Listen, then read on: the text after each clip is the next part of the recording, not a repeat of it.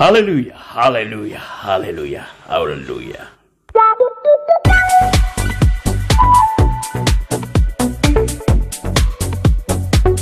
Anak manusia bergeral juru merdeka dan pertumbuhannya. Galatia pasal 4 ayat 1-10. Nabire, tanggal 19 Agustus tahun 2023. Disampaikan oleh Keya Melkianus.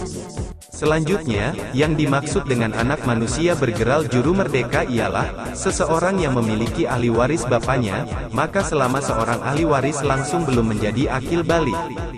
Apa artinya akil balik?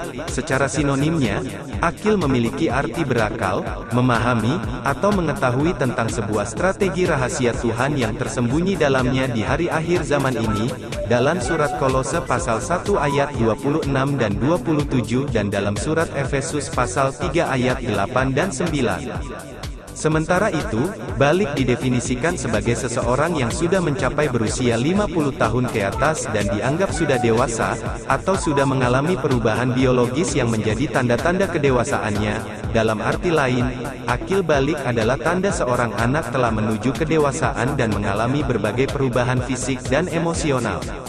Rata-rata berusia 50-60 tahun ke atas. Sebelum akil balik sedikit pun ia tidak berbeda dengan seorang hamba dari berbagai segi kehidupan di bawah kekuasaan hukum agama.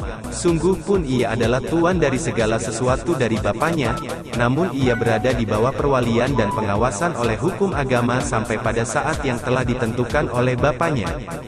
Demikian pula kita yang lainnya, selama kita belum akil balik, kita takluk juga kepada roh-roh dunia, dan terikat oleh banyak sekali tata upacara perjamuan minum bahkan termasuk kewajiban yang membebani oleh berbagai macam kutukan politikus kuasa dosa ialah hukum agama. 1 Korintus 15 ayat 56, Roma pasal 7 ayat 5, ayat 8 ayat 9 dan ayat yang ke-14.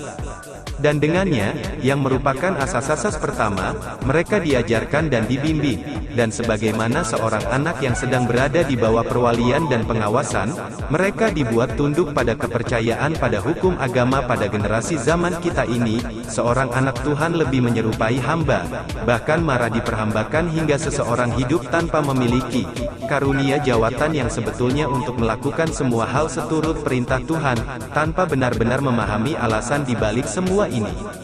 Sementara, pelayanan di bawah hukum agama tanpa perbuatan tidak lebih masuk akal dibanding semua itu.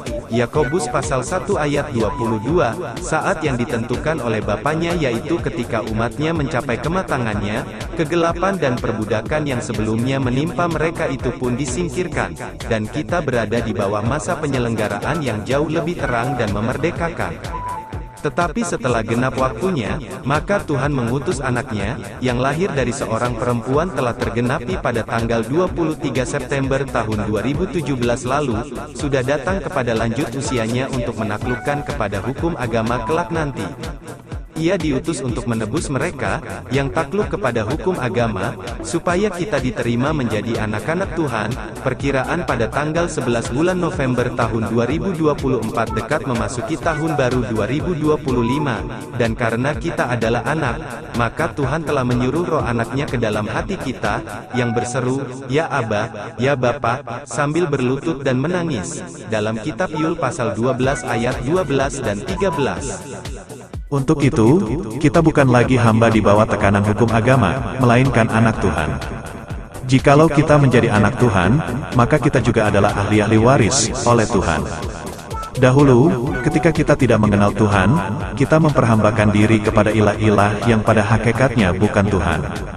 Tetapi sekarang sesudah kita mengenal Tuhan, atau lebih baik, sesudah kita dikenal Tuhan, bagaimanakah kita berbalik lagi kepada roh-roh dunia yang lemah dan miskin dan mau mulai memperhambakan diri lagi kepadanya? Kita jangan memelihara dewa matahari atau Sunday, dewa bulan dan dewa-dewi tahun mulai sekarang dengan teliti memelihara penyembahan dewa-dewi hari-hari tertentu, bulan-bulan tertentu, dan masa-masa yang ditetapkan dan tahun-tahun yang ditentukan orang-orang agamawi. 1 Timotius pasal 1 ayat 9 dan Titus pasal 3 ayat 9. Karena ini semua merupakan asas-asas yang sia-sia belaka. Kita menerima pengangkatan sebagai anak, perhatikanlah, diangkat menjadi anak-anak Tuhan yang menguasai bumi ini menjadi sorga merupakan hak yang sangat istimewa yang diperoleh orang-orang percaya melalui memuliakan Kristus dalam Injil Yohanes pasal 7 ayat 39. Kita, yang pada dasarnya merupakan anak-anak yang dimurkai dan anak-anak durhaka, telah menjadi anak-anak yang dikasihi melalui kasih karunia kuasa Roh Kudus. Roh yang menjadikan anak-anak Tuhan ialah roh doa, puasa dan roh puji-pujian dan penyembahan, bahkan kita wajib memandang Tuhan sebagai Bapa dalam doa puasa dan memuji menyembah kita. Roh Kristus telah mengajari kita agar memandang Tuhan sebagai Bapa kita di sorga ketika berdoa dan berpuasa secara proaktif. Kita adalah anak-anaknya, maka kita juga adalah ahli warisnya. Tidak seperti di antara manusia yang menjadikan hanya anak sulung sebagai ahli waris. Semua anak-anak Tuhan adalah ahli warisnya. Orang-orang yang memiliki sifat anak juga akan memiliki warisan sebagai anak Tuhan yang seutuhnya memiliki ahli waris Bapanya. Asalkan standar hidup kita di atas dasar kekudusan secara rincinya.